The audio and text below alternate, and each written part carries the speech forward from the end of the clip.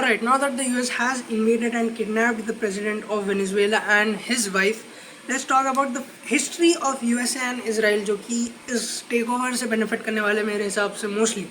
Let's talk about factual history of these two countries in terror and the number of deaths their action have created. शुरुआत करेंगे USA की. Afghan Mujahideen is organisation that function between 1979 and 1989.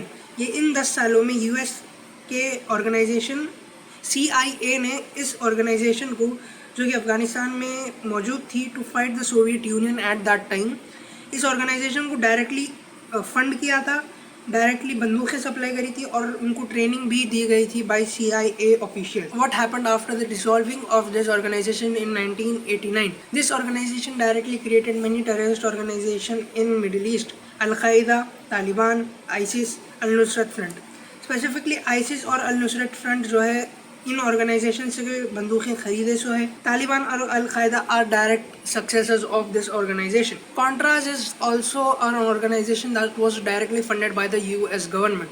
ये organization जो है mass killing, torture और terrorizing civilians के लिए accused है.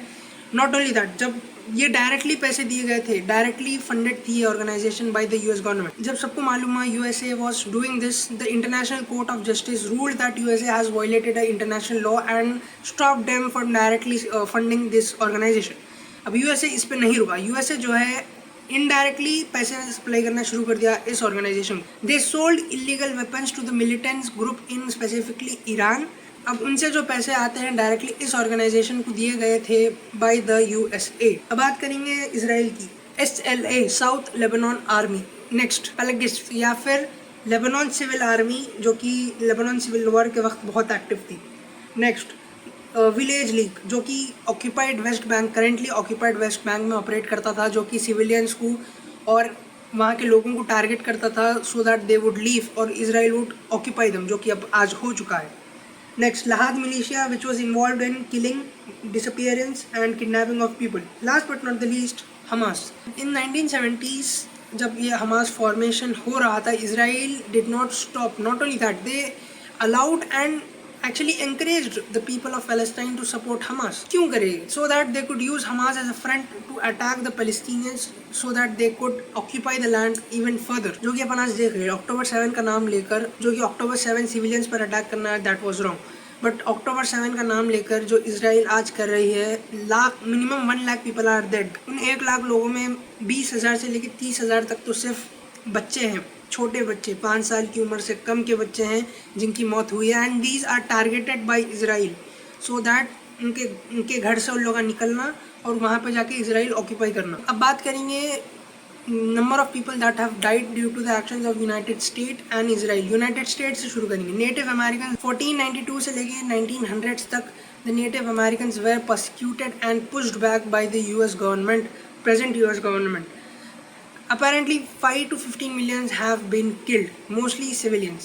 Korean War 2 to 3 million, mostly civilians. Vietnam War 3 से 4 million लोग, again mostly civilians. Nagasaki 2 lakh लोग instantly dead, पूरे civilians. Iraq लगभग 1 million लोग killed, 90 to 95% civilians. Afghanistan 2.4 lakh people killed, civilians.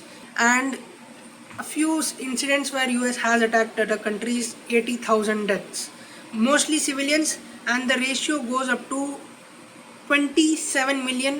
इनमें से ज़्यादातर civilians थे. ये बस यूनाइटेड स्टेट्स का है. अब इसराइल की बात करेंगे. नखबा 1949 से लेकर 1949 तक जो टारगेट किया गया था बाय द इसराइलीज, 15,000 पीपल, पूरे civilians. Occupation war by the Israeli government, 30,000 लोग, पूरे सिविलियंस. लेबनान वॉर 20,000 लोग, civilians. 6,000 Palestinians in another incidents.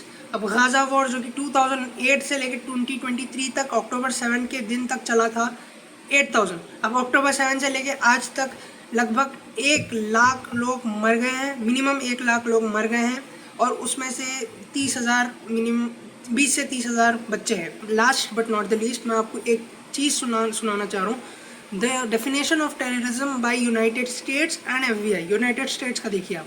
Terrorism is referred to as criminal acts intended और calculated to provoke a state of terror in the general public, done by a group of person और a particular person for political purposes or ideological purposes which are unjustifiable under any circumstances. अब USA का definition देखिए terrorism. Terrorism is unlawful use of force or violence against a person or his property to intimidate or coerce a government, the civilian population or any segment thereof in furtherance of political और social objectives. अब ये था terrorism का definition.